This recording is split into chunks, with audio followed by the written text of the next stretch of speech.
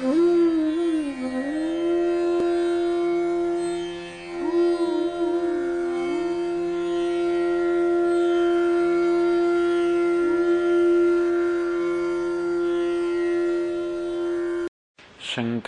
शंकराचार्यं केशवं बादरायणं सूत्रभाष्यकृतौ वन्दे भगवन्तौ पुनः पुनः। ईश्वरो गुरु मूर्तिभेदविभागिने व्योमवद्व्याप्तदेहाय दक्षिणामूर्तये नमः। अखण्डानन्दसम्बोधः वन्दनाद्यस्य जायते गोविन्दं तमहं वन्दे चिदानन्दतनुं गुरुम् अखण्डं सच्चिदानन्दम् अवाङ्मनसगोचरम् आत्मानमखिलाधारम् आश्रयेऽभीष्टसिद्धये यदा लम्बोदरं हन्ति सतां प्रत्यूहसम्भवम् तदा लम्बे दयालम्बम् लम्बोदरपदाम्बुजम्।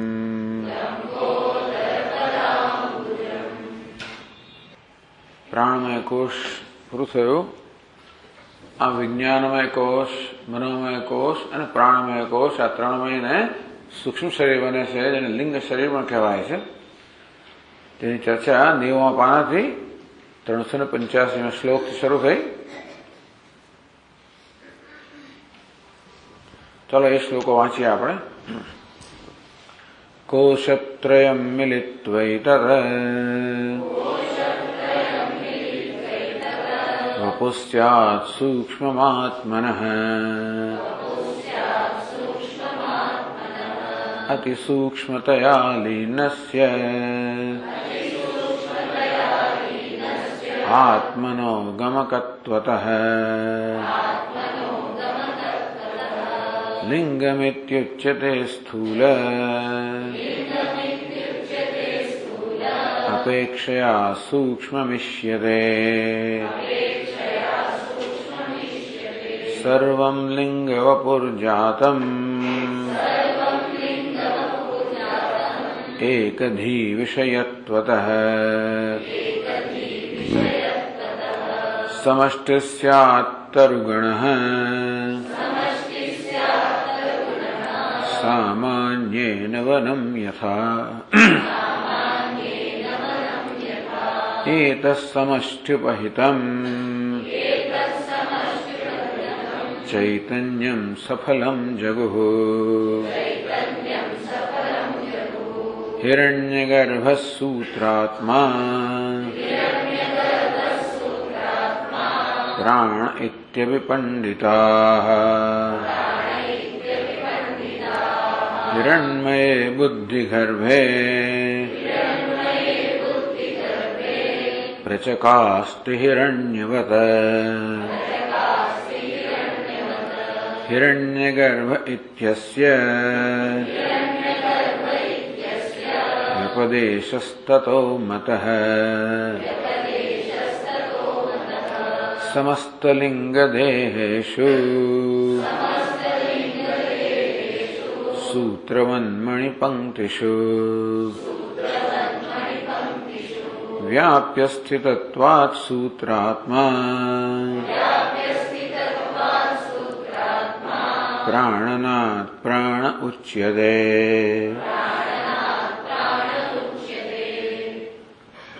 कोशत्रय मिलित्वा આ ત્રણ કોષ મળીને વિજ્ઞાનમય કોષ, મનોમય કોષ અને પ્રાણમય કોષ, આ ત્રણ કોષ મળીને એતદ વપુઃ સ્યાત સૂક્ષ્મ આત્મનઃ, એતદ આત્મન સૂક્ષ્મ વપુઃ સ્યાત. આ ત્રણ કોષ મળીને આત્માનું સૂક્ષ્મ શરીર બને છે.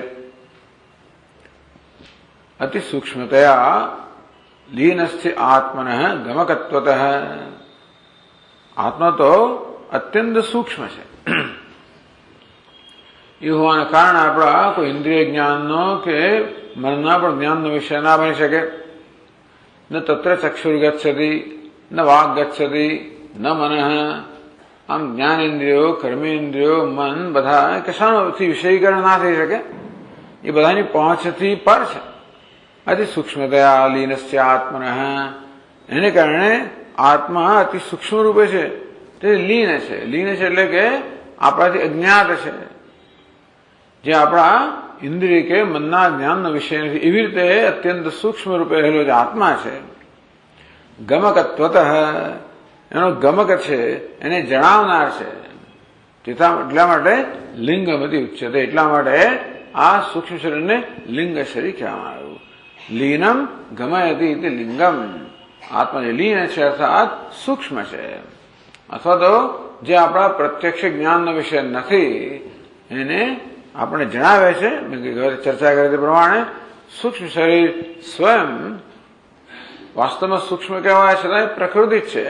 પંચમહાભૂતની ઉપજવાના કારણે એ જળ છે, અને છતાં પણ એ ચેતનની જેમ વ્યવહાર કરે છે. બતાવે છે કે એને પ્રેરણા આપનાર, એને ચેતનતા પ્રદાન કરનાર કોઈ ચેતન તત્વ હોવું જોઈએ. આ રીતે અનુમાનથી આપણે સમજી શકીએ કે આત્મા ચૈતન્ય છે. વળી સ્થૂલ અપેક્ષા સૂક્ષ્મ ઈશ્વરે. આ સૂક્ષ્મ શરીર સૂક્ષ્મ કેમ કહેવામાં આવ્યું? સ્થૂળ શરીરની તુલનામાં એ સૂક્ષ્મ છે, માટે એને સૂક્ષ્મ કહેવામાં આવ્યું. સ્થૂળ કોને કહેવાય? જે આપણી જ્ઞાનેન્દ્રિયોનો વિષય હોય એ પદાર્થોને સ્થૂળ કહેવાય. જેમ કે આ જગતના શબ્દ સ્પર્શ વગેરે પદાર્થો, આપણું શરીર પણ આપણી જ્ઞાનીનો વિષય છે, માટે એ સ્થૂળ શરીર કહેવાય. પણ જે જ્ઞાનનો વિષય નથી એવું આ છે સૂક્ષ્મ શરીર. અને સ્થૂળની અપેક્ષા સૂક્ષ્મ હોવાના કારણે સૂક્ષ્મ શરીર કહ્યું. અને બે નામ થયા, સૂક્ષ્મ શરીર અને લિંગ શરીર. સર્વમ લિંગ વપુર્જાતમ એકધી વિષયત્વતઃ સમષ્ટિ સ્યાત તરુગણ સામાન્યેન વનમ યથા. સર્વમ લિંગ વપુર્જાતમ. આ સમગ્ર સૂક્ષ્મ શરીરનો સમુદાય એકધી વિષયત્વતઃ. આ સમસ્ત સૂક્ષ્મ શરીર જયારે એ એક જ જ્ઞાનનો વિષય બને. ટૂંકમાં જે બધા જ સૂક્ષ્મ શરીર સાથે જે અહમભાવ ધરાવનાર હોય, જેમ કે હિરણ્યગર્ભ. આ હિરણ્યગર્ભ છે સર્વ સૂક્ષ્મ શરીર સાથમાં અહમભાવ ધરાવનાર છે. તેથી એમની એક જ વૃત્તિમાં બધા સૂક્ષ્મ શરીર આવી જાય. તો જેવી રીતે ગઈ વખતે ચર્ચા કરી તેમ આપણે પૃથ્વીથી 7-8-10 માઇલ ઉપર જઈએ ત્યારે બધા જ વૃક્ષોનો સમુદાય છે. આપણે એક જ જ્ઞાન વૃત્તિનો વિષય બને, એક સાથે બધાને આપણે જોઈ શકીએ, માટે આપણે એને વન કહીએ છીએ. તો વૃક્ષોનો સમુદાય જેવી રીતે એક વૃત્તિનો વિષય બને વન કહેવાય, તેવી રીતે આ બધા સૂક્ષ્મ શરીરનો સમુદાય એક વૃત્તિનો વિષય બને ત્યારે એને સમષ્ટિ કહેવામાં આવે છે. ગયું તે ચર્ચા કરીએ સમષ્ટિ અને વ્યષ્ટિ. આ પ્રકારની ચર્ચાનું પ્રયોજન એ છે સમષ્ટિ અને વ્યષ્ટિ વચ્ચેનું વાસ્તવમાં ઐક્ય બતાવવા માટે, સમાનતા બતાવવા માટે અને ઐક્ય બતાવવા માટે આ સમષ્ટિ અને વ્યષ્ટિની ચર્ચા છે. તો આ સમષ્ટિ સૂક્ષ્મ શરીર, બધા સૂક્ષ્મ શરીરનો સમુદાય, જેટલાય જીવો છે, માત્ર મનુષ્યો જ નહીં, જે કંઈ પ્રાણી સમુદાય છે એમાં તો પશુઓ પણ આવી જાય, જીવજંતુઓ, વૃક્ષ, વનસ્પતિ બધું જ આવી જાય. જે કંઈ આવા જીવંત જે પ્રાણ ધરાવનારા છે, જીવો છે, એ બધા એ ત્યારે જીવ કહેવાય જ્યારે એમાં સૂક્ષ્મ શરીર હોય. આમ આ ટેબલ જેના પર જળ કહીએ, ચેતન કહીએ, તે અને આપણું શરીર જેને ચેતન કહીએ, ચેતન અચેતનનો ભેદ કોણ પાડે છે? સૂક્ષ્મ શરીરનું હોવાપણું, ન હોવાપણું. જ્યાં સૂક્ષ્મ શરીર નથી, જેમ કે આ ટેબલ ખુરશી વગેરે અચેતન છે, જ્યાં સૂક્ષ્મ શરીર છે, જેમ કે આપણું શરીર કે બીજા કોઈ પણ જંતુ જીવનું શરીર એ ચેતન છે, કારણ કે એમાં સૂક્ષ્મ શરીર છે. એતત સમષ્ટિપહિતમ ચૈતન્યમ સફલમ જગુ. હવે આપણે હિરણ્ય ગર્ભ તો ના બની શકીએ, પણ આપણે પણ સૂક્ષ્મ અહમભાવ આપણે છોડી દઈએ તો પછી એમ કહી શકાય કે આપણે ક્યાં તો એક સૂક્ષ્મમાં અહમભાવ હોય કે ન હોય કે બધામાં હોય, ક્યાં તો બધામાં અહમભાવ હોય કે કશાયમાં ના હોય. તો બધામાં અહમભાવ આપણે ન કરી શકીએ, આપણા મનની મર્યાદા છે. હિરણ્ય ગર્ભનું સમષ્ટિમન હોવાને કારણે બધાએ સૂક્ષ્મ અહમભાવ કરી શકે, આપણે ના કરી શકીએ. પરંતુ આપણે એકે સૂક્ષ્મ અહમભાવ ના કરીએ તો પણ એના જેવા જ થઈ જઈએ. એટલે તેથી ત્યારે આપણે જાણે કે હિરણ્ય ગર્ભ સાથે એક બની જઈએ. એતત સમષ્ટિ ઉપહિતમ ચૈતન્યમ. આ સમષ્ટિ અર્થાત હિરણ્ય ગર્ભ જે છે એની અંદર અહમભાવ ધરાવનાર જે ચૈતન્ય છે એને સફલમ જગુ, એને સફલ કહેવામાં આવે છે. એવો શબ્દ મેં સાંભળ્યો છે, સફલ. વેદાંતની અંદર આ પ્રકારનો શબ્દ સફલ શબ્દ અહીંયા પહેલી વાર મારે જોવામાં પણ આવે છે. તો કે જેને હિરણ્ય ગર્ભ એને સફલ પણ કહેવામાં આવે છે. આમ તો સફલ કોને કહેવાય? ફલેન સહ વર્તતે સફલમ. ફલ એટલે પ્રતિબિંબ. જે પ્રતિબિંબ સહિતનું છે ને સફળ કહેવાય. આપણે ગુજરાતીમાં સફળનો અર્થ પરિણામ પણ થાય. સફળ કોને કહેવાય? જ્યારે આપણું ઈચ્છિત પરિણામ આવે એ અવસ્થાને સફળતા કહેવાય. તો ફળ શબ્દનો બીજો અર્થ છે પ્રતિબિંબ. તો અરીસામાં જ આપણું પ્રતિબિંબ પડે એમાં ફળ કહેવાય. પ્રતિફલિતમ, પ્રતિબિંબિતમ, પ્રતિફલિતમ. આમ ફળ એટલે પ્રતિબિંબ. આ સૂક્ષ્મ શરીર જે છે એ પ્રતિબિંબને ગ્રહણ કરનારું છે, ચૈતન્યના પ્રતિબિંબને ગ્રહણ કરનારું છે. સફલમ એટલે ફલે એને સ પ્રતિબિંબ સ વર્તતે. આ સૂક્ષ્મ શરીર જે છે એમાં ચૈતન્યનું પ્રતિબિંબ પડે, માટે એને ફળ સફળ એટલે કે ફળ સહિતનું કહેવાય. જો કેવું હોય તો જેવી રીતે વ્યષ્ટિ શરીર, વ્યષ્ટિ સૂક્ષ્મ શરીરમાં પ્રતિબિંબ ચૈતન્ય આપણે ચિદાભાસ કહીએ છીએ. ચૈતન્યનો આભાસ પડવો, કદાચ એ રીતે આ સમષ્ટિ સૂક્ષ્મ શરીરમાં ચૈતન્ય આભાસ છે ને એને આવી રીતે સફળ કહેવામાં આવતું હોય. સફલમ જગુ. એને બીજા પણ નામ છે. હિરણ્ય ગર્ભ. આને સમષ્ટિ સૂક્ષ્મ શરીર સાથે સંયોજાયેલા ચૈતન્યને હિરણ્ય ગર્ભ કહે છે. આ બધા ચૈતન્યના નામ છે. વિરાટ એ પણ ચૈતન્યનું નામ છે, હિરણ્ય ગર્ભ ચૈતન્યનું નામ છે. એ ચૈતન્યને કે પરમાત્માને ક્યારે હિરણ્ય ગર્ભ કહીએ? એ પરમાત્મા જયારે સમષ્ટિ સૂક્ષ્મ શરીરરૂપી વેશ ધારણ કરે ત્યારે, એ પરમાત્મા જયારે સમષ્ટિ કારણનો વેશ ધારણ કરે આપણે ઈશ્વર કહીએ. સમષ્ટિ સૂક્ષ્મ શરીરનો વેશ ધારણ કરે એને હિરણ્ય ગર્ભ કહીએ. એ સમષ્ટિ સ્થૂળ શરીરનો વેશ ધારણ કરતા આપણને વિરાટ કહીએ. આ પ્રકારનું નામ છે. હિરણ્ય ગર્ભ નામ કેમ પડ્યું?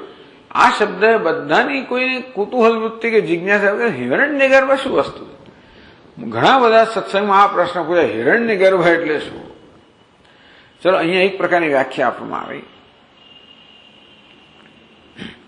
હિરણ્મયે બુદ્ધિગર્ભે પ્રચકાસ્તિ હિરણ્યવત હિરણ્યગર્ભ ઇત્યસ્ય વ્યપદેશસ્તતો મતઃ. હિરણ્મયે ગર્ભે ચકાસ્તિ ઇતિ હિરણ્યમ હિરણ્યગર્ભ. આ બુદ્ધિને હિરણ્મય કહેવામાં આવે. હિરણ્ય એટલે આમ તો સુવર્ણ કહેવાય. હિરણ્મય એટલે સુવર્ણમય છે, તેજસ્વી છે. પણ બુદ્ધિ પણ હિરણ્મયે બુદ્ધિગર્ભે. આ હિરણ્મય અર્થાત તેજસ્વી જે બુદ્ધિગર્ભ છે. આ બુદ્ધિને કેમ તેજસ્વી કહેવામાં આવે? કારણ કે બુદ્ધિ છે એ આત્માની નજીક તત્વ હોવાને કારણે આત્મા કે ચૈતન્યનું પ્રતિબિંબ સૌથી પહેલા ઝીલે, અને આ રીતે આત્માની ચેતનવંતી બને, આત્મા પ્રકાશથી પ્રકાશવંતી બને, એટલે એને હિરણ્મય કહેવામાં આવે. તો જેવી રીતે આપણે ડોલમાં સૂર્યનું પ્રતિબિંબ પડે તો ડોલનું પાણી પણ કેવી રીતે પ્રકાશવાળું બની જાય, તેવી રીતે બુદ્ધિમાં પણ ચૈતન્યનું પ્રતિબિંબ પડે તો બુદ્ધિ પણ ચેતનવંતી બને. એટલા માટે એને હિરણ્મય કહેવામાં આવી, સુવર્ણમય કહેવામાં આવી, અથવા તો એને ટૂંકમાં પ્રકાશમય કહેવામાં આવી. હિરણ્મય બુદ્ધિ ગર્ભે, આ બુદ્ધિ પોતે જ ગર્ભ છે, બુદ્ધિરૂપી ગર્ભમાં, પ્રકાશમય બુદ્ધિરૂપી ગર્ભમાં એ પ્રકાશ થવાના કારણે હિરણ્ય ગર્ભ કહેવામાં આવ્યો. ગર્ભ જે હિરણ્મય છે એમાં પ્રકાશ છે માટે અને હિરણ્ય ગર્ભ કહેવામાં આવ્યો. હિરણ્મય બુદ્ધિ ગર્ભે પ્રચકાસ્ત પ્રકાશ એટલે પ્રકાશ છે, ટૂંકમાં પ્રકાશ એમાં હિરણ્યવત તો સુવર્ણની જેમ બુદ્ધિમાં પ્રકાશ છે, બુદ્ધિ ગર્ભમાં સુવર્ણની જેમ પ્રકાશ છે કે બુદ્ધિ ગર્ભમાં હિરણ્યની જેમ પ્રકાશ છે માટે એને હિરણ્ય ગર્ભ કહેવામાં આવ્યો. ગર્ભ શું? ગર્ભ એટલે બુદ્ધિ, અહીં એવો અર્થ કરવામાં આવ્યો. હિરણ્ય એટલે સુવર્ણ તેજસ્વી, તો બુદ્ધિરૂપી ગર્ભમાં હિરણ્ય અર્થાત સુવર્ણની જેમ પ્રકાશ છે એને હિરણ્ય ગર્ભ કહેવામાં આવ્યો. આ વ્યાખ્યા પણ બહુ વિલક્ષણ છે. ટૂંકમાં બુદ્ધિને ગર્ભ કહેવામાં આવે. બાકી આ હિરણમય ગર્ભ છે, હિરણ્ય ગર્ભ, હિરણમય સુવર્ણમય તેજસ્વી ગર્ભ છે. આ સૂક્ષ્મ શરીર છે ને એ ગર્ભ એટલે કારણ છે શેનું? સ્થૂળ શરીર. ટૂંકમાં આ સમગ્ર સ્થૂળ જગત એના ગર્ભમાં રહેલું એમ પણ કહેવાય. હિરણ્ય ગર્ભ જે છે એના ગર્ભમાં આ સમષ્ટિ સ્થૂળ શરીર રહેલું છે, એમાંથી બહાર આવે છે, અથવા એ સમષ્ટિ સ્થૂળ શરીરનો ગર્ભ છે. એટલા માટે એને ગર્ભ જે સ્વયં પ્રકાશ છે અથવા તો પ્રકાશમય છે, સ્વયં પ્રકાશ તો ના કહેવાય, પ્રકાશમય છે, ચૈતન્યની ચેતનતા ઝીલતું હોવાના કારણે માટે પણ એને હિરણ્ય ગર્ભ કહેવાય. કારણ કે સૂક્ષ્મ શરીર કહો, બુદ્ધિ કહો, એ પ્રકાશમય છે, કારણ કે ચૈતન્યના પ્રકાશને ઝીલનારી છે, માટે હિરણ્ય. અને ગર્ભ એ સમગ્ર જગતનું ગર્ભ છે, કારણ છે, એટલા માટે એને ગર્ભ કહેવામાં આવ્યું. આમ પ્રકાશમય ગર્ભ છે, તેજસ્વી ગર્ભ છે, એટલા માટે એને હિરણ્ય ગર્ભ કહેવામાં આવ્યું. તો હિરણ્ય ગર્ભ સૂત્રાત્મા પ્રાણ ઇત્યાદિ પંડિતા. પંડિતો હિરણ્ય ગર્ભ કહે છે, સૂત્રાત્મા કહે છે અને પ્રાણ પણ કહે છે. સૂત્ર એટલે દોરો, એને સૂત્રાત્મા કેમ કહેવામાં આવ્યું? સમસ્ત લિંગદેશુ સૂત્રવન મણિપંક્તિષુ વ્યાપ્ય સ્થિતત્વાત સૂત્રાત્મા. મણિપંક્તિષુ, જેવી રીતે મણિની પંક્તિ હોય તો તેવી એમાં જેવી રીતે મણકાની પંક્તિ કહો કે મણકાની હાર કહો, એમાં જેવી રીતે દોરો વાપેલો હોય તેવી રીતે આ સૂક્ષ્મ શરીર મણિ એની હારની અંદર આ હિરણ્ય ગર્ભ વ્યાપેલો છે દોરાની જેમ, માટે એમને સૂત્રાત્મા કહેવામાં આવે. સૂત્ર દોરો. ટૂંકમાં આપણા બધા સ્થૂળ શરીરની અંદર હિરણ્ય ગર્ભ રહેલો છે સૂક્ષ્મ શરીર રૂપે. બધા જ સ્થૂળ શરીરને જોડનાર જો કોઈ સૂત્ર હોય, બધા જીવોને જોડનાર સૂત્ર હોય તો હિરણ્ય ગર્ભ એ દરેક સ્થૂળ શરીરમાં અંતર્યામી રૂપે રહેલા છે. આ રીતે બધા સ્થૂળ શરીરને જોડનાર એક સૂત્ર છે, માટે એને સૂત્ર કહેવામાં, સૂત્રાત્મા કહેવામાં આવ્યો. તો અહીંયા એમ જાણે કે બધા સૂક્ષ્મ શરીર છે, પેલા મણિની હાર હોય, મણિ હારમાળા હોય, એમાં સૂત્રની જેમ પરોવાયેલો છે, વ્યાપેલો છે, માટે વ્યાપ્ય સ્થિતત્વાત બધા સૂક્ષ્મ શરીરને વ્યાપીને રહેલા હોવાના કારણે એમને સૂત્રાત્મા કહેવામાં આવ્યું. આમ તો હિરણ્ય ગર્ભ એટલે ઈચ્છા શક્તિ, સૂત્રાત્મા એટલે ક્રિયાશક્તિ, એટલે ક્રિયાશક્તિની પ્રધાનતાથી એને સૂત્રાત્મા કહેવામાં આવે, અને જ્ઞાન શક્તિની પ્રધાનતાથી એને હિરણ્ય ગર્ભ કહેવામાં, એવું પણ કહેવામાં આવે. ઈચ્છા શક્તિ, જ્ઞાન શક્તિ અને ક્રિયાશક્તિ આ બધી શક્તિઓ છે એ સમષ્ટિ શક્તિઓનો આશ્રય છે હિરણ્ય ગર્ભ. હિરણ્ય ગર્ભ એટલે સૂક્ષ્મ શરીર, એમાં બધી શક્તિઓ રહેલી છે, ક્રિયાશક્તિ, ઈચ્છા શક્તિ, જ્ઞાન શક્તિ. ખરું, કારણ કે સૂક્ષ્મ શરીરમાં જ આપણો પ્રાણ અને કર્મેન્દ્ર રહેલી છે ક્રિયાશક્તિ, એમાં જ્ઞાનેન્દ્ર મન રહેલી છે ઈચ્છા શક્તિ, એમાં જ્ઞાનેન્દ્ર બુદ્ધિ રહેલી છે જ્ઞાન શક્તિ. આમ આ સૂક્ષ્મ શરીરમાં ત્રણેય શક્તિઓ રહેલી છે, એટલા માટે ત્રણ કોષ કયા. વિજ્ઞાનમય કોષ એટલે જ્ઞાન શક્તિ, મનોમય કોષ ઈચ્છા શક્તિ, પ્રાણમય કોષ ક્રિયાશક્તિ. જેવી રીતે ગીતામાં કહેવામાં આવ્યું ને કે મહર્ષે સપ્તપૂર્વે ચત્વારો મનવસ્તથા. સપ્તર્ષિ એટલે ઈચ્છા શક્તિ, સનત ચત્વાર ચાર સનત કુમારો જ્ઞાન શક્તિ, મનવઃ ક્રિયાશક્તિ. આમ ભગવાનની ઈચ્છાશક્તિ, ક્રિયાશક્તિ, જ્ઞાન શક્તિ જે ભગવાન છે એ જગત રૂપે પ્રગટ થયેલા છે. તો આ બધી શક્તિઓ ક્યાં રહેલી છે? સૂક્ષ્મ શરીરમાં. અને તેથી ક્રિયાશક્તિની પ્રધાનતાથી એ સમષ્ટિ સૂક્ષ્મ શરીરને સૂત્રાત્મા કહેવામાં આવે અને જ્ઞાન શક્તિની પ્રધાનતાથી એને હિરણ્યગર્ભ કહેવામાં આવે. એ રીતે પણ સમજાવાય છે. તો સમસ્ત લિંગ દેહેશુ વ્યાપ્ય સ્થિતત્વાદ, બધા સૂક્ષ્મ શરીરમાં વ્યાપીને રહેલા હોવાના કારણે સૂત્રાત્મા કહેવામાં આવ્યા. પ્રાણનાથ પ્રાણ ઉચ્ચતે, એને પ્રાણ પણ કહેવામાં આવે છે. તો પ્રાણ શબ્દ છે પણ ક્રિયાશક્તિને અનુરૂપ છે. તો પ્રાણનાથ બધાને જીવાડે છે. એટલે જીવ પ્રાણ ધારણે બધાના પ્રાણ ધારણ કરે છે, બધાને જીવાડે છે, મળે એને પ્રાણ પણ કહેવામાં આવે છે. કારણ કે વેદમાં, ઉપનિષદમાં મુખ્યત્વે પ્રાણની ઉપાસના છે. વ્યષ્ટિ પ્રાણ કે સમષ્ટિ પ્રાણ. તો એટલા માટે એ સમષ્ટિ પ્રાણ એટલે હિરણ્યગર્ભ કહો, સૂત્રાત્મા કહો, હિરણ્યગર્ભ કહો, સમષ્ટિ પ્રાણ કહો.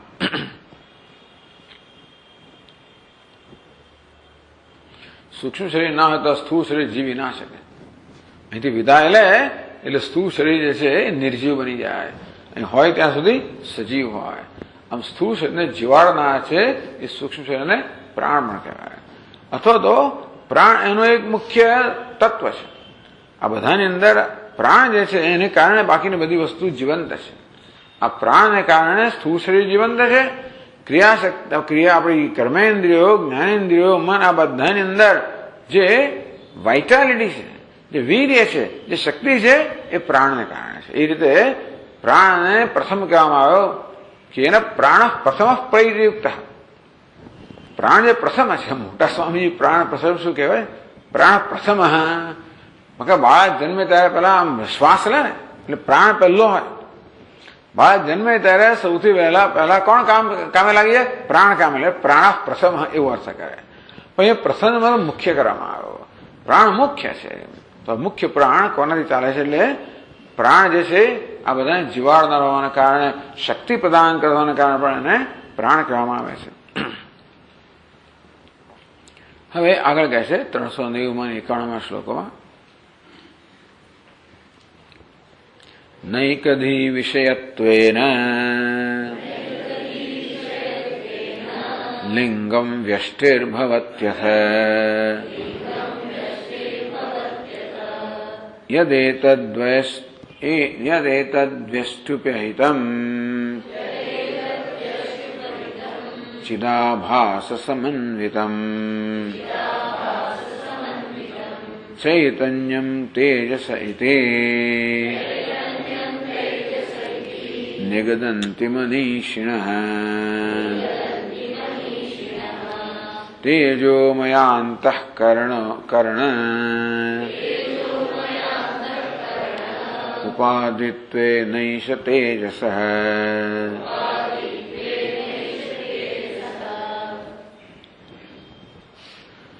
ન એકધિ વિષયત્વેન અથવા અનેકધિ વિષયત્વેન, એ સમષ્ટિ સૂક્ષ્મ શરીર, એ જ હિરણ્યગર્ભ જે સમષ્ટિ સમુદાય છે, સમુદાય સૂક્ષ્મ સમુદાય, એ જયારે અનેકધિ વિષયત્વેન, એ અનેક અવલોકન, અનેક બુદ્ધિનો વિષય બને. આ બધા જ સૂક્ષ્મ શરીર જયારે એક બુદ્ધિનો વિષય બને ત્યારે હિરણ્યગર્ભ કહેવાય. એ જયારે અનેક બુદ્ધિનો વિષય બને, વ્યક્તિગત બુદ્ધિનો વિષય બને ત્યારે એને વ્યક્તિગત સૂક્ષ્મ શરીર કહેવાય. ત્યારે એને વ્યષ્ટિ કહેવાય. વ્યષ્ટિ એટલે વ્યક્તિ. તો ન એકધી અનેકધિ વિષયત્વ એમ કહેવાય.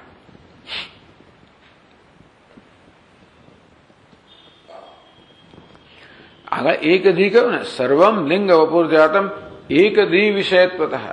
બધા જ લિંગ શરીર એક બુદ્ધિનો વિષય બને ત્યારે એટલે એને ન લગાડે.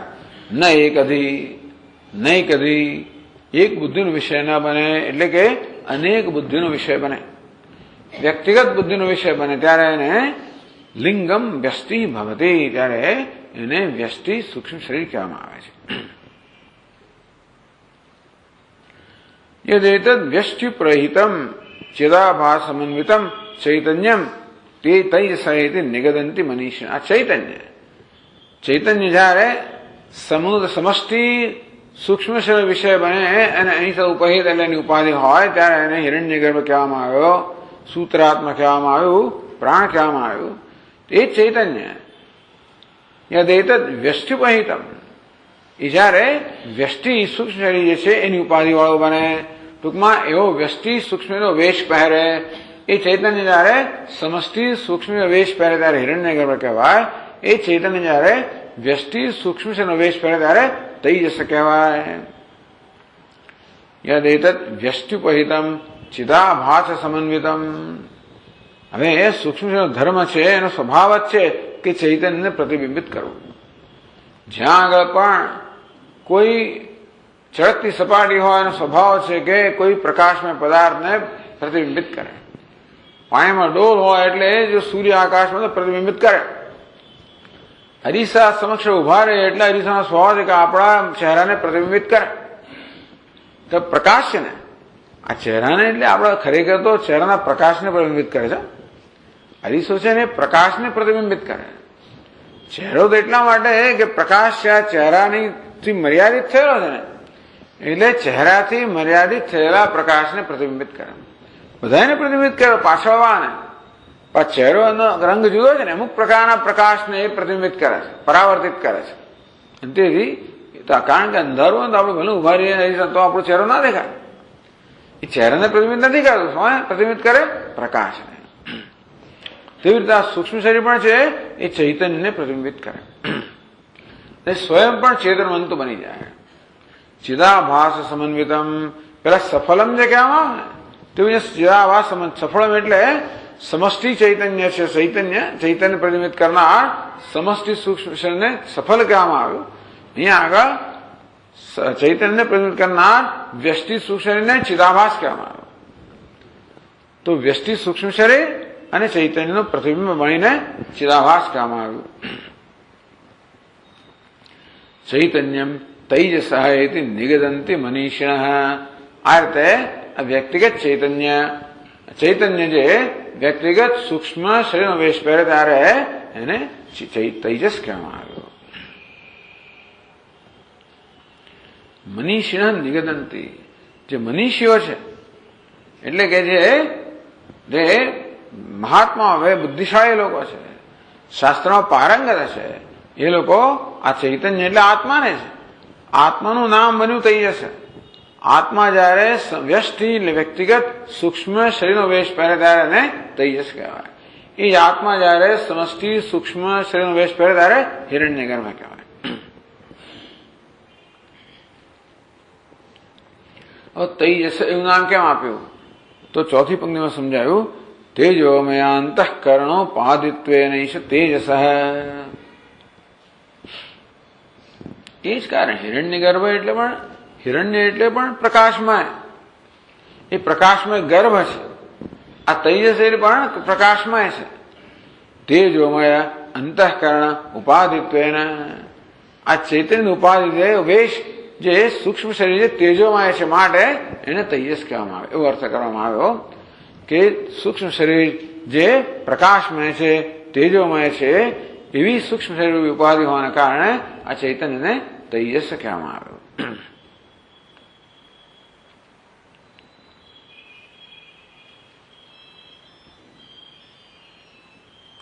સ્થૂલાત સૂક્ષ્મતયા વ્યષ્ટિ અસ્ય સૂક્ષ્મ વપુર્મતમ અસ્ય જાગર સંસ્કાર મયત્વાદ વપુરુચ્યતે.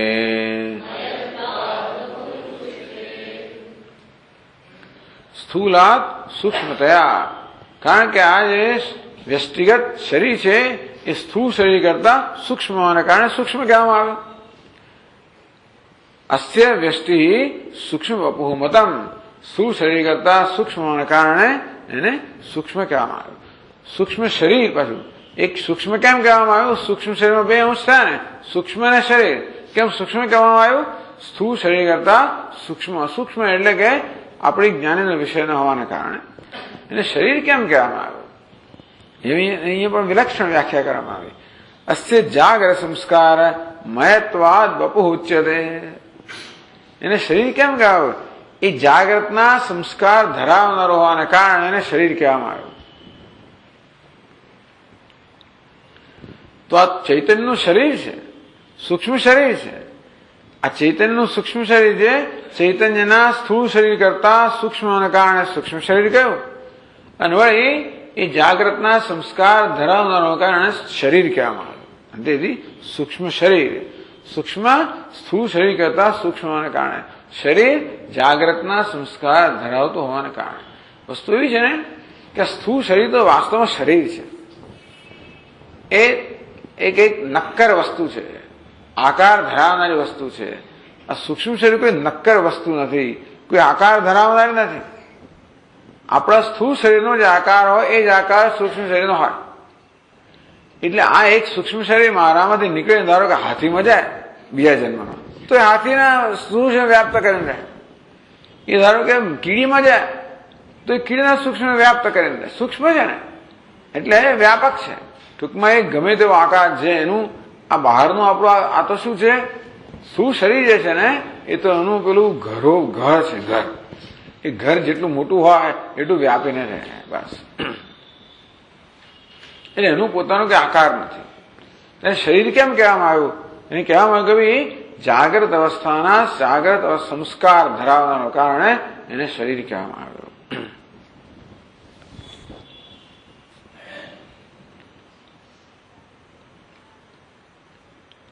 તો તેજસની વિશેષ અવસ્થા કઈ છે?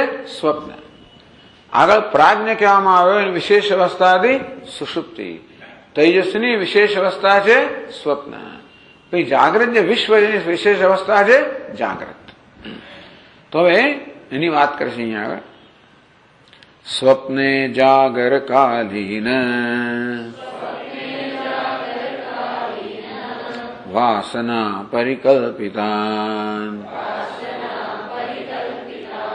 તૈજસો વિષયાન ભુંક્તે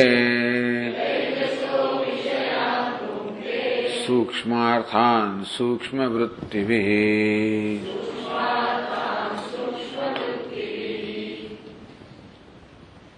સ્વપ્ન એટલે કે સ્વપ્નમાં જાગરકાલીન વાસના પરિકલ્પિતાન વિષયાન ભુંક્તે. સ્વપ્ને તૈજસ જાગરકાલીન વાસના પરિકલ્પિતાન સૂક્ષ્માર્થાન સૂક્ષ્મ વૃત્તિભિઃ ભુંક્તે. તો જાગ્રત અવસ્થામાં વિષયો સ્થૂળ છે, અર્થાત આપણે જ્ઞાનેન્દ્રિય વિષય મળે સ્થૂળ છે. તો જાગ્રત અવસ્થામાં આત્મા જે છે એ જ્ઞાનેન્દ્રિયો દ્વારા જગતના સ્થૂળ વિષયનો અનુભવ કરે છે. સ્વપ્નમાં આ વિષયો હોતા નથી. સ્વપ્ન કોને કહેવાય? કે જયારે આપણી જ્ઞાનેન્દ્રિયો ઊંઘી ગઈ છે, કર્મેન્દ્રિયો પણ ઊંઘી ગઈ છે, અને આપણો ભોગતા પણ કરતા પણ ઊંઘી ગયો છે, માત્ર ભોગતા જ રહ્યો છે. એટલે ટૂંકમાં સ્વપ્નમાં આખું સૂક્ષ્મ શરીર ખરે જાગતું નથી હોતો.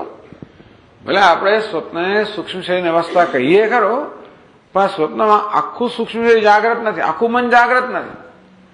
આખું મન જાગ્રત બીજા પ્રકારની મુશ્કેલીઓ કરે, પણ ત્યાં કર્તૃત્વ નથી. અને તેથી આ સ્વપ્નનું સર્જન કરવાની સ્વતંત્રતા નથી.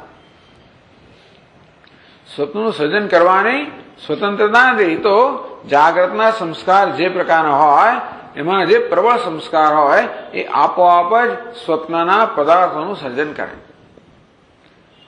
એટલે આપણે નક્કી ન કરી શકીએ કે આપણું સ્વપ્ન કેવું હશે. નહીંતર આપણે બધા સ્વપ્નમાં મજા કરીએ, વેકેશન ત્યાં જ લઈ લઈએ. આપણી ઈચ્છા પ્રમાણે સ્વપ્ન રચી શકતા હોત તો પછી કોઈ આ જાગ્રતમાં મોટા ભાગના લોકો સ્વપ્ન પસંદ કરે. કારણ કે જાગ્રત તો આપણા ઈશ્વરી સૃષ્ટિ છે, એને રચેલું છે. એમાં જાત જાતનું પ્રારબ્ધ ને પુણ્ય ને પાપ ને સુખ ને દુઃખ જાત જાતની માથાકૂટ બહુ હોય છે બધી જાગ્રત અવસ્થામાં. લોકો બિચારાઓ આમાંથી ભાગી જવા જાત જાતના ઉપાય અજમાવતા હોય. ટૂંકમાં આ જાગ્રત અવસ્થાને આપણે જયારે એની સાથે વ્યવહાર ન કરી શકીએ, એનો સામનો ન કરી શકીએ, જાગ્રત અવસ્થામાં જે જાતના બધા અનુભવો થતા હોય, જે પરિસ્થિતિ આવતી એનો સામનો ન કરી શકીએ, ત્રાસી જાય, શું કરીએ? આપણે ઊંઘી જઈએ. ઊંઘ સરળ નથી ને, એટલે પછી જાત જાતના પદાર્થો લોકો લેતા હોય છે. ટૂંકમાં કોઈ કહેતા આપણા મનની જે સંવેદનશીલતા છે ને, એ સંવેદનશીલતાને મારી નાખવી, જેથી એને કંઈ થાય જ નહીં. બહુ સંવેદનશીલ હોય ને તો બધી વસ્તુ અડક્યા જ કરે, નાનામાં નાની વસ્તુ આપણા મન પર અસર કરે. કોઈ જોયું ના જોયું, કેમ જોયું, શું કર્યું, શું બોલ્યું, શું ના બોલ્યું વગેરે જાત જાત દરેક વસ્તુ અસર કરે. તો મનની આ સંવેદનશીલતાને આપણે મારી નાખીએ. એને માટે માણસો દારૂ પીએ, એને માટે પછી પેલા બે જાત જાતના બધા દ્રવ્યો લે, ડ્રગ્સ વગેરે લે. જોકે એ ડ્રગ્સની પાછળનો હેતુ એ છે કે નવી જાતની કલ્પના મન કરતું હશે. પેલું ભાંગ તો ખરું, પણ ભાંગ કરતા આગળ શું છે બધી વસ્તુઓ? હા, નહીં અંગ્રેજી શબ્દ તો મને ખબર, હું ગુજરાતી શબ્દ શોધી રહ્યો છું. અફીણ, હા, ગાંજો, રાઈટ, બરાબર, યાદ આવ્યો. ચરસ, હા, ચરસ, ગાંજો, અફીણ, એ બધાનું સેવન કેમ માણસ કરે? કારણ કે તે વખતેનું મન કે જુદી અવસ્થામાં પહોંચી જાય અને જુદા પ્રકારની લાગણી કે સેન્સેશન, જુદા પ્રકારની સંવેદના અનુભવે. તો એ જાગૃતની સંવેદના કરતા જુદા પ્રકારની સંવેદના અનુભવે.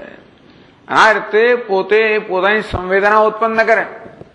આ જાગૃતની સંવેદનાથી ભાગી જવા માટે અથવા તો એ સંવેદનાનો વિશેષ અનુભવ લેવા માટે.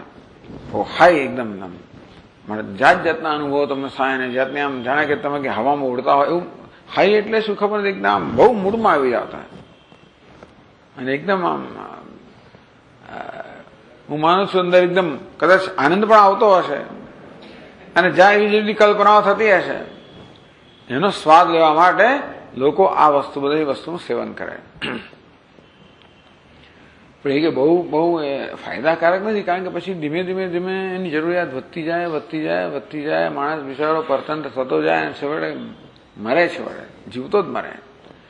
એટલે પણ એટલા સ્વપ્નમાં મેં કહ્યું એ પ્રમાણે, એટલે આ સ્વપ્નમાં આપણો કોઈ પ્રકારનો કાબુ નથી હોતો.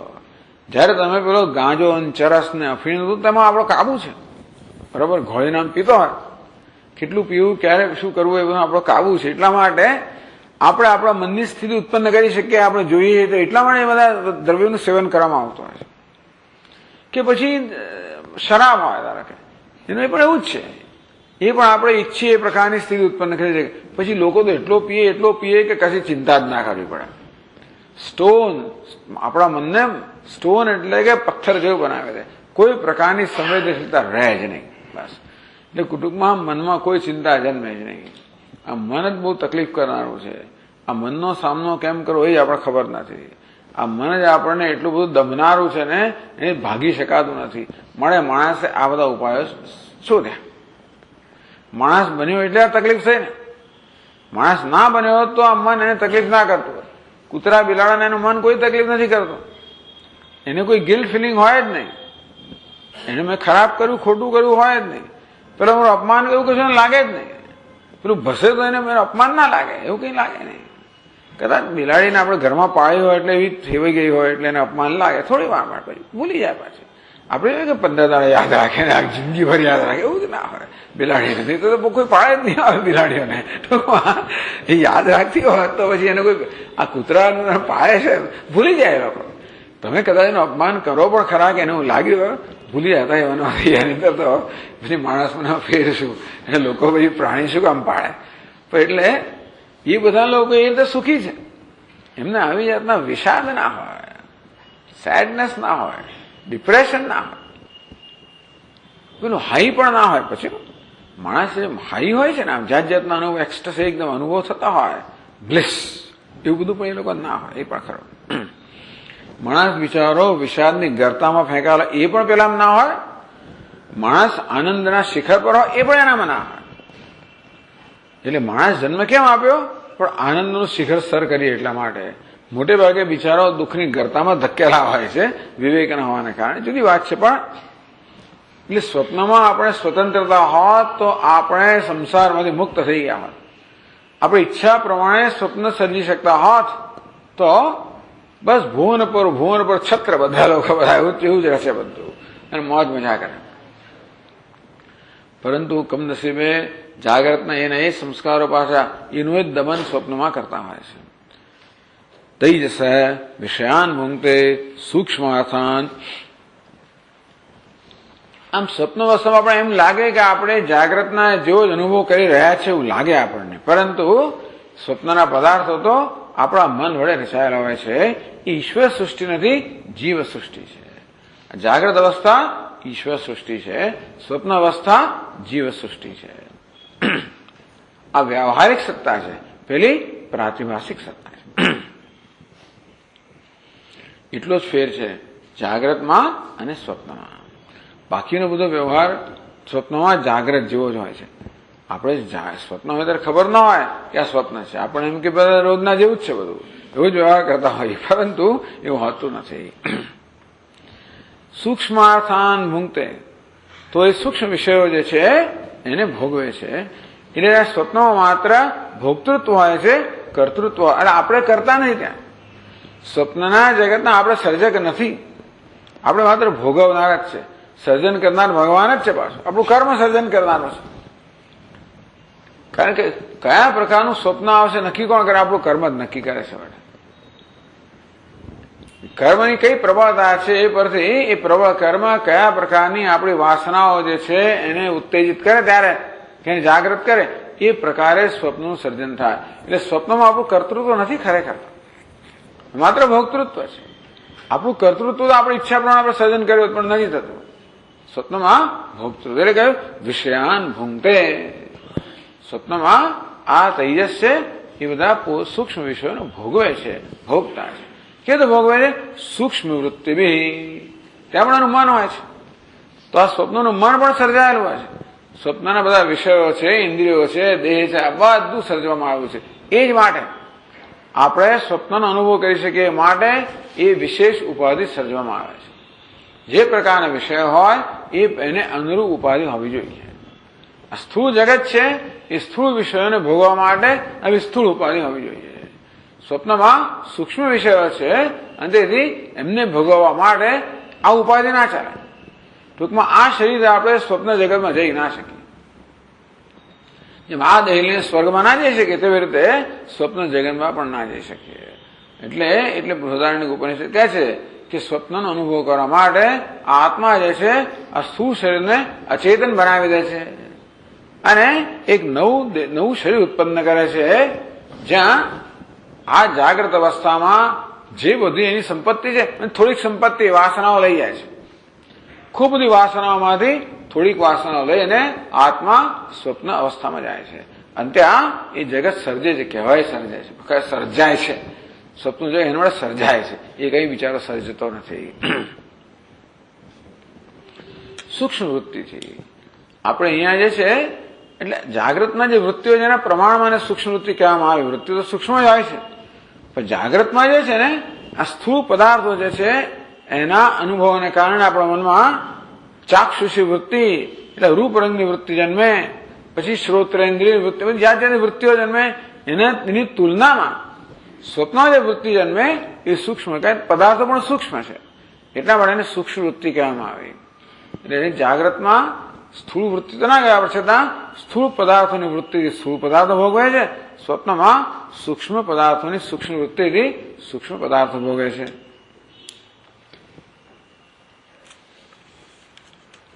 સ્વપ્ને સજીવ સુખ દુઃખ ભોગતા સ્વમાયા કલ્પિત વિશ્વલોકે. સ્વપ્નમાં પણ બિચારો સુખ દુઃખનો ભોગતા જ છે. સ્વમાયા કલ્પિત જીવલોકે કે વિશ્વલોકે, પોતાની માયાથી કલ્પેલું જગત છે એમાં બિચારો આ સ્વપ્નમાં પણ સુખ દુઃખ ભોગવનારો જ છે.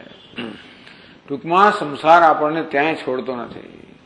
સુષુપ્તિમાં આપણે સંસારથી મુક્ત થઈ જઈએ છીએ, પણ સ્વપ્નમાં સંસાર છોડતો નથી. સ્વપ્ન અહંકાર હોય જ ખરો, એ પેલા ત્યાંના શરીર સાથે જોડાયેલો અહંકાર તો ખરો છે અને એટલા માટે સંસાર આપણી સાથે છે. સુષુપ્તિમાં અહંકાર હોતો નથી માટે આપણે સંસારથી દૂર જતા રહીએ છીએ.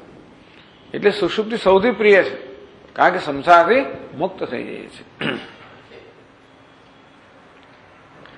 આ પ્રકારે સમષ્ટિનું વર્ણન કર્યું, વ્યષ્ટિનું વર્ણન કર્યું. હવે એ વર્ણન કરવાનું પ્રયોજન પછીના શ્લોકમાં 394 શ્લોકમાં કહે છે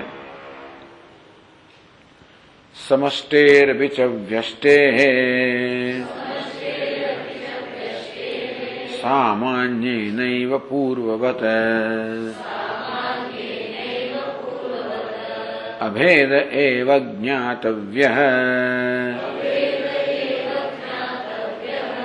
જાત્યૈકત્વે કુતોભિદા સમષ્ટેઃ વ્યષ્ટેઃ સામાન્યેન આમ સમાનતા છે. પેલું પણ સૂક્ષ્મ શરીર છે, આ પણ સૂક્ષ્મ શરીર છે. પેલું કોનું સૂક્ષ્મ શરીર છે? ઈશ્વરનું. આ કોનું સૂક્ષ્મ શરીર છે? જીવનું. પણ સૂક્ષ્મ શરીર છે એ સમાનતા તો ખરી છે. સમષ્ટેઃ વ્યષ્ટેઃ સામાન્યેન એવ પૂર્વવત. પેલું સમષ્ટિ મન કહેવાય, આ વ્યક્તિગત મન કહેવાય. તો આ જે છે જાગ્રત અવસ્થા કે વ્યાવહારિક સત્તા છે એ સમષ્ટિ મનની ઉપજ છે. આપણું સ્વપ્ન છે એ વ્યષ્ટિ મનની ઉપજ છે. ઉપજ તો છે અને તો આપણું વ્યક્તિગત જગત જો મિથ્યા હોય તો આ સમષ્ટિ જગત પણ મિથ્યા છે. એ સમાનતા છે. તો અહીંયા પણ વ્યષ્ટિ સૂક્ષ્મ શરીર અને સૂક્ષ્મ સમષ્ટિ એ બંને સૂક્ષ્મ શરીરો છે. એમના કદમાં ફેર છે. જેવી રીતે સમુદ્ર કહેવાય અને તરંગ કહેવાય. બધા તરંગોના સમુદાયને સમુદ્ર કહેવામાં આવતો હોય તો તરંગ તો બિચારું નાનકડું છે અને સમુદ્ર છે મહાન છે, પરંતુ એની અંદર સમાનતા તો ખરી. બંને જળનાથ બનેલા છે. એટલા માટે એ સમાનતાને આધારે કહી શકીએ કે ભલે એમના કદમાં વ્યાપકતામાં ઘણો ફેર છે. તરંગની વ્યાપકતા તો બહુ મર્યાદિત હોય, સમુદ્રની વ્યાપકતા તો અનંત છે. અંતે રીતે વ્યષ્ટિ સૂક્ષ્મની વ્યાપકતા બહુ અલ્પ છે. એક જ સ્થૂળ શરીર પૂરતી મર્યાદિત હોય. સમષ્ટિ સૂક્ષ્મ શરીર તો બધા સ્થૂળમાં વ્યાપેલું હોય. એ પ્રમાણે એકતા ના કહેવાય. એટલે એવો એમ ના રાખો કે હું હિરણ્યગર્ભ છું વગેરે વગેરે. એ ઉપાસનાની વાત જુદી છે, પણ એવું ના માનવું કે જ્ઞાની પુરુષો એને જ્ઞાન થાય તો પણ એની મનની મર્યાદા રહેવાની જ છે. એટલા માટે હિરણ્યગર્ભનું જ્ઞાન એમ ના હોય. હિરણ્યગર્ભ સર્વજ્ઞ હોય, જ્ઞાની પુરુષ સર્વજ્ઞ ના હોય. એ રીતે સર્વજ્ઞ ના હોય. એને સર્વજ્ઞ કહેવો હોય તો કહી શકાય કે સામાન્યનું જ્ઞાન છે. એટલા માટે વિશેષ જ્ઞાનમાં એ સર્વજ્ઞ નથી, સામાન્ય જ્ઞાનમાં સર્વજ્ઞ છે. કારણ કે બધાનું જે સામાન્ય તત્વ અસ્થિભાદી પ્રેમ જાણનાર છે, પણ એના પર સર્વજ્ઞ કહી શકીએ. પણ તે રીતે આમ અહીંયા ગ્રંથકાર કહે છે કે આ રીતે જોવા જઈએ તો આપણું વ્યક્તિગત સૂક્ષ્મ શરીર અને સમષ્ટિ સૂક્ષ્મ શરીર બંને સૂક્ષ્મ હોવાને કારણે એક જ કહેવાય. એકલા ઐક્ય નથી, ત્યાં આગળ સમાનતા છે. ઉપાધિમાં શું છે? સમાનતા, એકતા નથી. એ ઉપાધિનો વેશ પહેરનાર ચૈતન્યમાં એકતા છે, ઐક્ય છે. ઉપાધિમાં શું છે? સમાનતા છે. એ તો અભેદ એવ જ્ઞાતવ્ય. આ બંનેને એક જ માનવા. કેમ? જાત એકત્વે કુતો ભેદા. બંનેની જાતિ એક જ છે. કઈ જાતિ? સૂક્ષ્મ શરીર રૂપી જાતિ એક જ હોવાને કારણે બંનેને એક જ માનવા. હવે અભેદ શબ્દ તો બહુ મોટો કહેવાય. અભેદ એટલે બે જુદા જ નથી, એક જ છે એ કહેવું એવી જરૂર પણ નથી. પણ ટૂંકમાં કહેવાનો ભાવ એ છે કે વ્યષ્ટિ સૂક્ષ્મ સમષ્ટિ સૂક્ષ્મ શરીર પણ તો સરખું જ છે. એ પ્રકાર આપણે જોઈએ તો આપણને એવી કે બહુ એવું લાગે નહીં આપણને કે આપણે કશાક વગર રહી ગયા. એવું છે ને, જયારે આપણા સ્વામીને કહેવામાં કે ભાઈ અમેરિકા તમે જાઓ તો કે મારે તો જવું નથી. કેમ? અરે ભાઈ અહીંયા મકાનો ત્યાં મકાનો છે, અહીં માણસો ત્યાં માણસ, અહીં સડક છે ત્યાં શું ફેર છે? કદાચ ત્યાંના માણસોની ચામડી જુદા રંગની હોય, ત્યાંના મકાનો ઊંચા હોય, ત્યાંની સડકો વધારે પહોળી હોય, બાકી તેનું જ છે બધું. તેવી રીતે આ મારું સૂક્ષ્મ શરીર છે ને ભગવાનનું સૂક્ષ્મ શરીર છે. હું આનાથી વિચારું છું, હું પણ આનાથી લાગણી અનુભવું છું, હું પણ આનાથી કર્મ કરું છું. હું નાના એ મોટા કામ કરું, નાના કામ કરું. એ મોટું મોટું જાણું, નાનું નાનું જાણું. એનું જ્ઞાન મર્યાદિત, મારું જ્ઞાન મર્યાદિત છે. પણ એ મર્યાદિતપણાને કારણે આપણામાં ગ્રંથિના ઉત્પન્ન થતી હોય. મર્યાદિતપણાને આપણે એ ખેલ દિલ સ્વીકારી શકતો કે એમાં શું થઈ ગયું? મર્યાદિત છે. ઉપાધિ છે ને, વેશ છે ને. આ એ વેશ છે ને, પેલો પણ વેશ છે. આ મર્યાદિત વેશ છે, પેલો મર્યાદિત વેશ છે. ચાલો ભલે ને, પણ વેશ તો ખરો જ ને. શું ફેર પડે? અને આ વેશની મર્યાદાઓ મારામાં મર્યાદિત પણ ન જન્માવતી હોય, વેશની મર્યાદાનો મારા પર અધ્યારોપ કરીને દુઃખી ન થતો તો આપણે આવું કહી શકીએ. બાકી તો આપણે તો અધ્યારોપ કરીએ જ છીએ અને વેશની મર્યાદાને કારણે મર્યાદિતતા અનુભવીએ જ છે અને દુઃખી થઈએ છીએ. પણ આ પ્રકારનો અભેદ કહેવાનો હેતુ એ છે કે છેવટે વેશ જ છે. પેલો મોટો વેશ છે, આ નાનો વેશ છે. ભિખારી એ વેશ છે, રાજા એ વેશ છે. ચાલો પેલો સિંહાસન બેઠો ને અહીંયા ભીખ માગે છે, ખરું, વેશ જ છે. છેવટે વેશ હોવાને કારણે બંને મિથ્યા છે, એવું હોવાને કારણે બંને સમાન છે. આપણે બધા એક જ છે એમ નથી કહેતા, બંને સમાન છે. એનો અર્થ શું થયો કે આપણે એક સૂક્ષ્મ શરીરમાંથી અહમભાવ છોડી દઈએ તો બધામાંથી છૂટી જાય. એટલે બધા સૂક્ષ્મ શરીરમાંથી અહમભાવ મુક્ત થવા માટે બીજો પ્રયત્ન ના કરવો પડે. એક જ સૂક્ષ્મ શરીરમાંથી અહમભાવ મુક્ત થઈએ, એક અંતર કેળવીએ. મનોબુદ્ધિ અહંકાર ચિત્તાની નામ, મન બુદ્ધિ અહંકાર ચિત્ત, પછી જ્ઞાનેન્દ્રિયો કર્મેન્દ્રિયો પ્રાણ નમે પ્રાણ સંજ્ઞ વગેરે હું નથી, તો પછી હું મારામાં ને પછી ઈશ્વરમાં કોઈ ફેર નથી રહેતો. કારણ કે સૂક્ષ્મ શરીરમાંથી અહમભાવ છૂટી ગયો. એટલે એ દ્રષ્ટિએ જોવા જઈએ તો એક સૂક્ષ્મ શરીરમાંથી આપણે અહમભાવ મુક્ત થાય એટલે બધામાંથી આપોઆપ મુક્ત થાય. ઈશ જીવયો વેશધી ભેદા સત સ્વભાવતો વસ્તુ કેવલમ. માત્ર આ વેશના કારણે આ જાતનો ભેદ આપણને લાગે છે. સત સ્વભાવતા, સ્વભાવ જોયો તો વસ્તુ એક જ છે. એટલે આ બધી ચર્ચા જેને માટે કરવામાં આવી એ વાત છેવટે હવે આ 395 શ્લોકમાં કહે છે. દ્વયોરુપાધ્યોરેકત્વે તયોરપ્યભિમાનિનઃ ત્વયોરપ્યભિમાનિનોઃ સૂત્રાત્મનસ્તૈજસસ્યાપી અભેદઃ પૂર્વવન્મતઃ.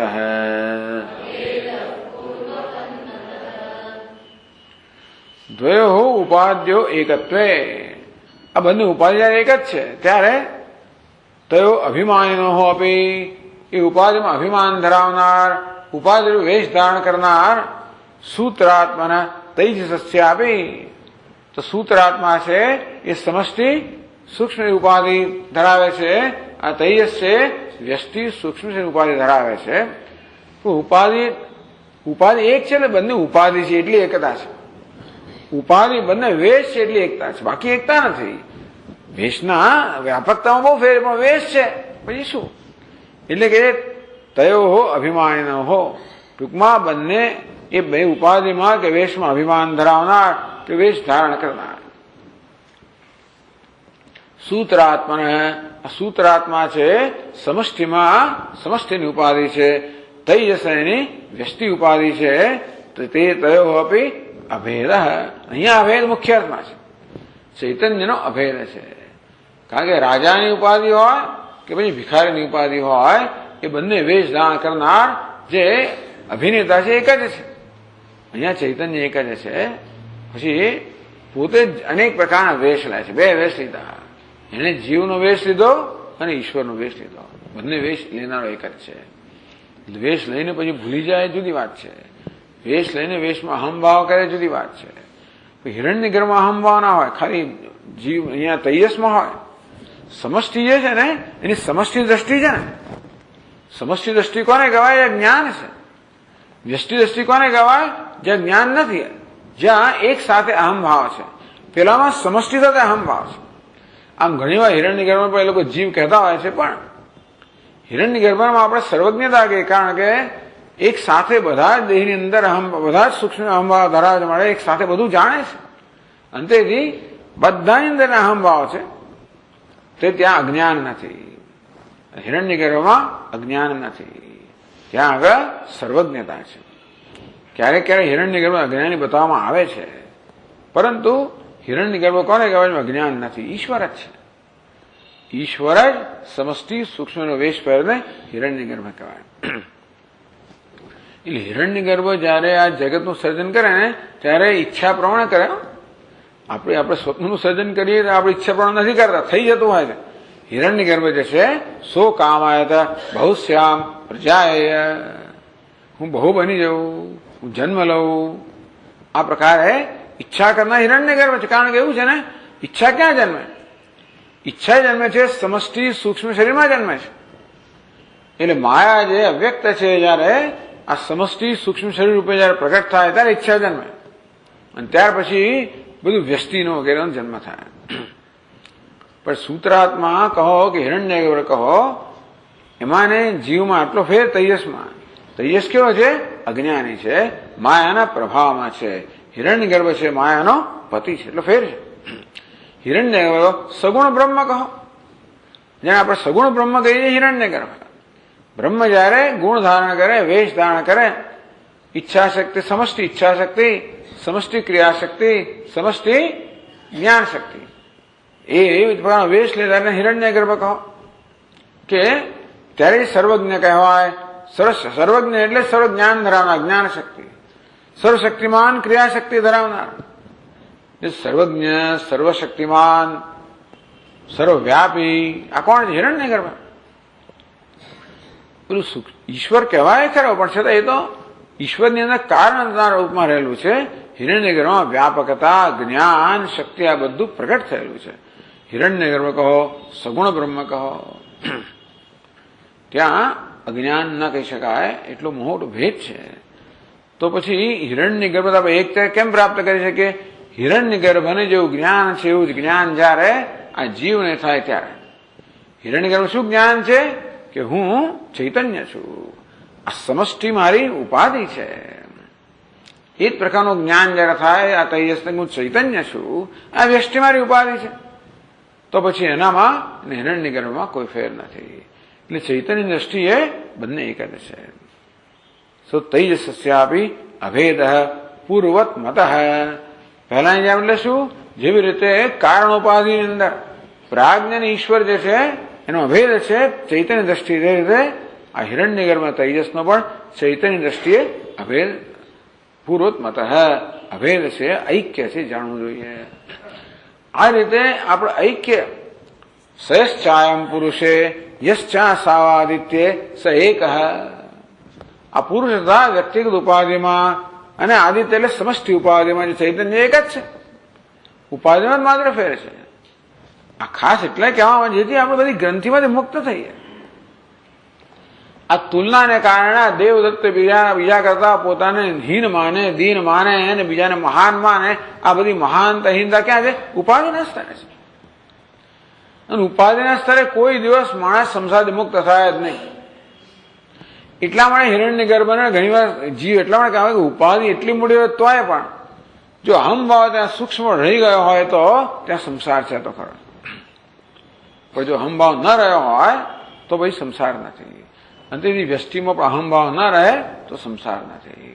એટલા માટે આ દરેક સ્તર પર, પહેલા કારણ શરીરના સ્તર પર, અત્યારે સૂક્ષ્મ શરીરના સ્તર પર, પછી સ્થૂળ શરીરના સ્તર પર પણ આ રીતે ઐક્ય આપણને કહ્યા કરે છે. ઓમ ઓમ પૂર્ણમદ પૂર્ણમિદમ પૂર્ણાત પૂર્ણમુદચ્યતે પૂર્ણસ્ય પૂર્ણમાદાય પૂર્ણમેવાવશિષ્યતે. શાંતિ શાંતિ શાંતિ.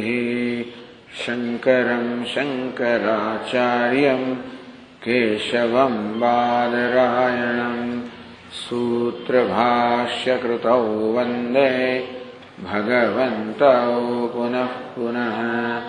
ઈશ્વરો ગુરુરાત્મેતિ મૂર્તિભેદવિભાગિને વ્યોમવદ્વ્યાપ્તદેહાય દક્ષિણામૂર્તયે નમઃ. ઓમ શાંતિ શાંતિ શાંતિ. હરિ ઓમ. શ્રી ગુરુભ્યો નમઃ. હરિ ઓમ.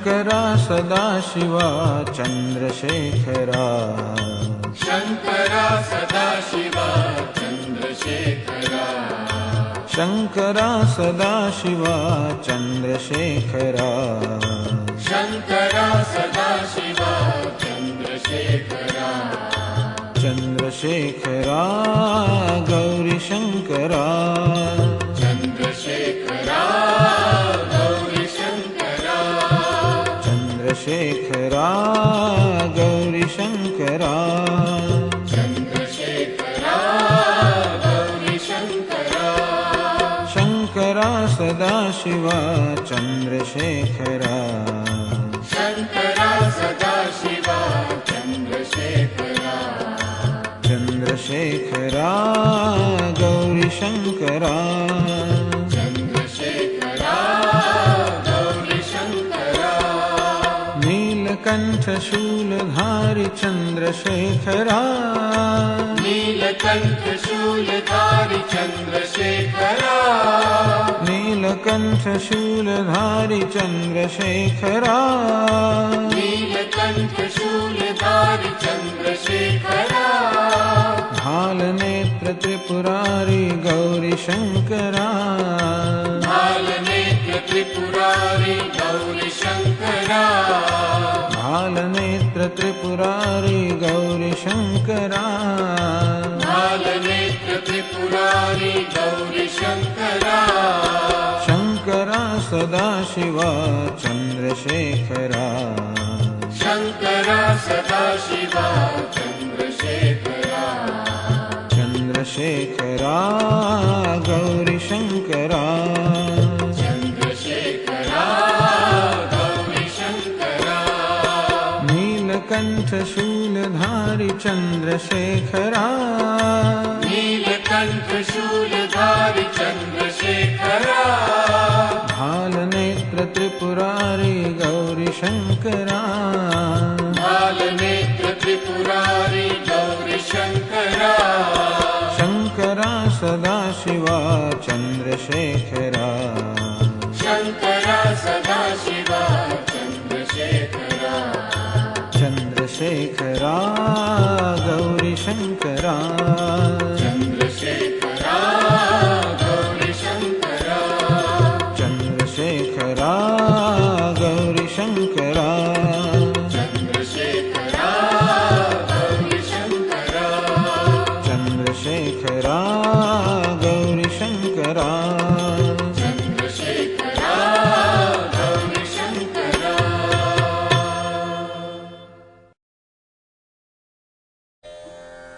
Mm-hmm.